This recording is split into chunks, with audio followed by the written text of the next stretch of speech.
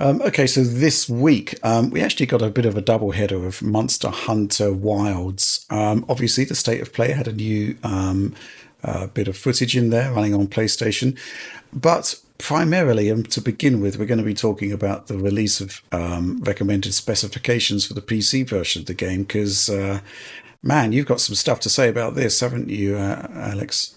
Hot on the heels of Dragon's Dogma 2, I think and a couple of other hints throughout this like last generation and the way Capcom released games on PS4 and Xbox One.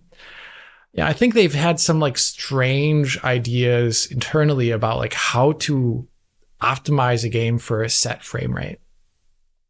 And I think it's bared out in some of the results for their non-linear corridor titles.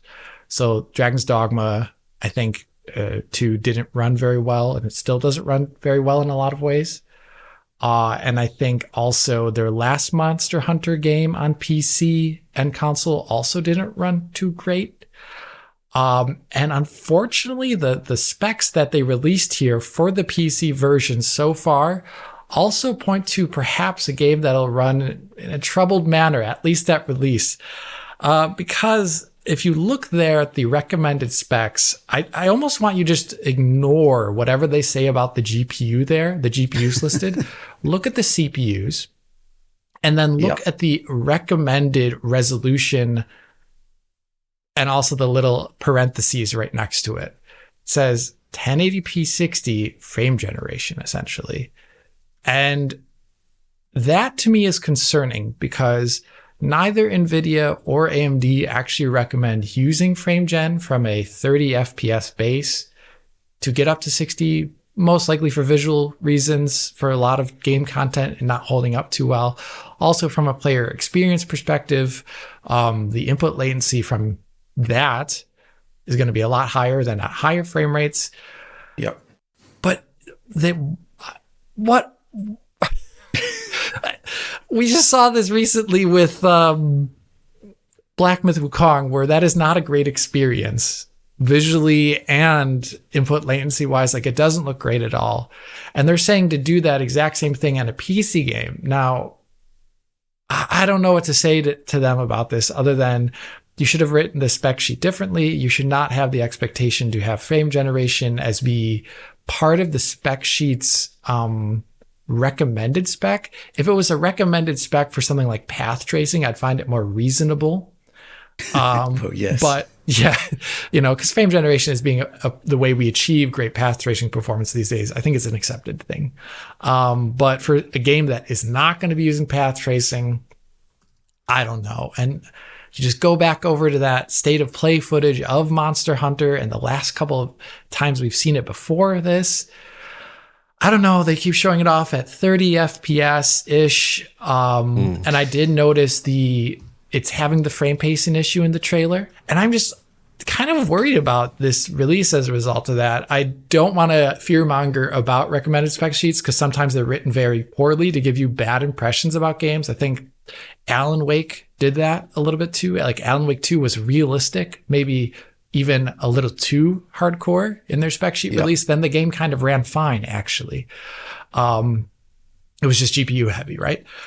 And here, I'm actually worried. I just ignore the GPUs, just look at the CPU section of that recommended specs there. And I'm thinking, like, is this a game that is going to be CPU limited just like we saw with Dragon's Dogma 2 in a bad way? So far, they have yet to prove that this engine can do dense open worlds at like really good frame rates. So I don't know. What do you guys think about this? Well, I don't really know what to make of it, to be honest, but it's not great. Recommended specs, okay? They're recommending this stuff, and then they're saying, oh, but you're only going to get 60 frames per second with frame generation under the medium graphics settings.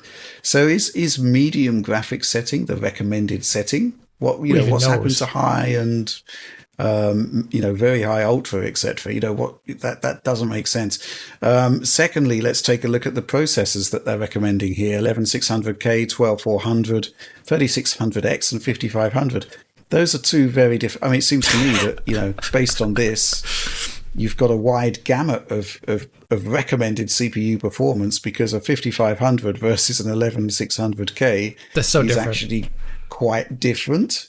So that doesn't make sense either. Yeah, it's just baffling. And so, okay, let's get this straight then.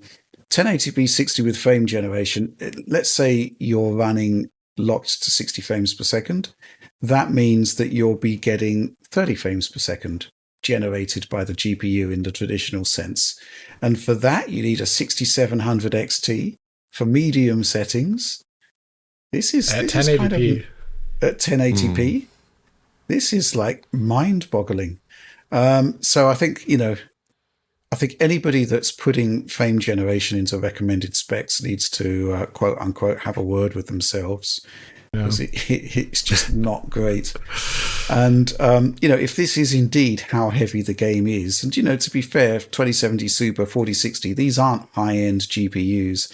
Why isn't there a high-end specs tab here?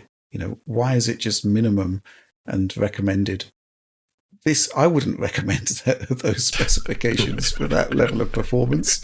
What's going on there? This just doesn't make any sense whatsoever. Oliver, what do you think about this in general?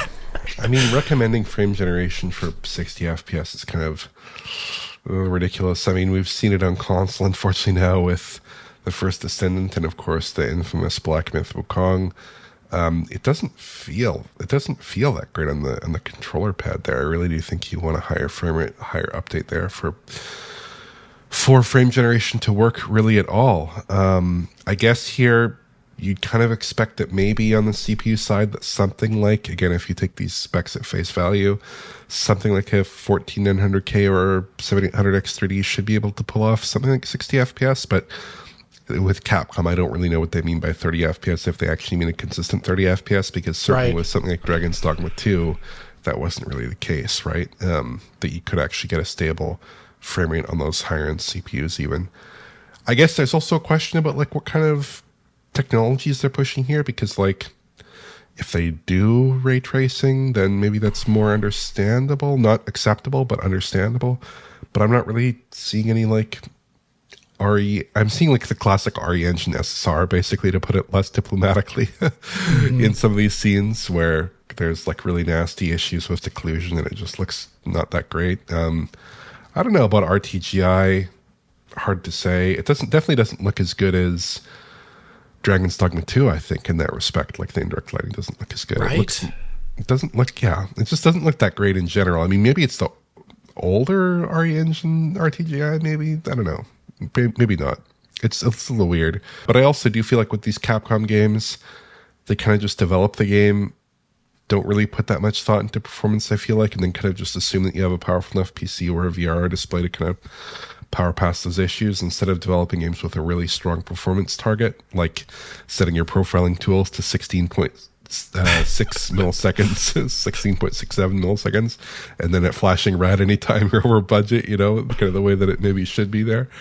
And I certainly don't want to look at this game in, 6 months after launch, and we're talking about how patch 11 improves CPU performance by 2 frames per second on consoles. I don't want to do that again. I think it's just ridiculous. I think that these games should not have those kinds of issues. I think it's a little bit of an insanity there, but yeah, I don't know what you thought about that, Alex, but I think it's ridiculous. I'm just afraid that we're going to enter another patch cycle game where we are making DF Direct or sub videos, taking away time from games that release in better quality, because this just does not instill confidence, unfortunately. And neither has, Oliver, what you're saying about the RTGI is very interesting, because I would presume they're using it because there was some sort of slide on their last internal presentations that they put on their YouTube channel where they mentioned all future titles released by us will be using this version of ray tracing or something like that. It's on that slide there. It didn't include Dead Rising, interestingly enough, which doesn't have RT. But if this is using the RTGI, it is so hard to see. It's look at that State of Play trailer. I don't know. This game's art style is, I think, actually making it kind of look really muddy and hard to see a lot of stuff. It's very gray. Yeah, it's so gray. And I think about the Monster Hunter that came out on Switch, that most recent one. That's like all Yeah. colorful and really pretty and fun. This doesn't look like that. And I don't know. I think the art style, if their RTGI is there, and I hope it is based upon the spec sheet, then it is not showing off well, or they're not showing it off well. Yeah. We'll see when the release comes, how this is, but Capcom, this recommended specs does not instill confidence in me, and neither does the release of DD2, or actually a lot of their other titles that aren't Resident Evil games, like from a linear Resident Evil game perspective. So, yeah, we well, shall Alex, see. I've just gone to the Steam page for Monster Hunter, and because I really wanted to see what the minimum specifications were, and the mystery continues because one of the recommended processors is the Ryzen 5 3600, and yet the higher end specifications, the recommended processor is the 3600X, Which and is, as you know, they're oh my basically God. identical. Yeah, what is the point of that? Like that does what? Wait a minute. Yeah, there's a lot of mysteries there. I mean, the GPU side does kind of make a bit more sense. They're talking about a 1660 or a 5600 XT for 1080p upscaled from 720p under the lowest graphical settings, targeting 30 frames per second. So on the minimum spec requirements, they're quite happy to say this class of GPU is good for 30 frames per second. But then on the recommended side, they're kind of saying, well, actually, frame Yeah. generation, you get 60 thumbs aloft. It's just a total nonsense, really. I really want to see this game now to see just what is going on here, because it's an enigma wrapped within a mystery, wrapped within what seems to be a layer of incompetence. It's just totally baffling, really, isn't it? Yeah, sometimes I always feel like there could be actually. Now, I don't mean this in a bad way. I think there could be a language disconnect sometimes between some Japanese developers and their English-speaking audience in terms of desires. And you see that sometimes in like the things that are updated in patches in games for certain games from like Capcom or elsewhere. And I always wonder, like, if they knew how the larger internet is receiving these things, they wouldn't have put them out in the way they did. Because I think this just makes the game look bad, unfortunately, which maybe it isn't. Maybe it's just a really poorly written spec sheet. Yeah. I mean, I don't see how you can have translation issues with, minimum recommended specs. Yeah, I mean, I'm trying to give the benefit of the doubt to someone out there, I guess. You're very kind. Thank you. That's all I can say. Yeah, Monster Hunter Wilds. I mean, it's out early next year, isn't it? So I guess we'll find out then what's going on. But we kind of need clarity. When you release a recommended spec sheet, it's supposed to provide clarity.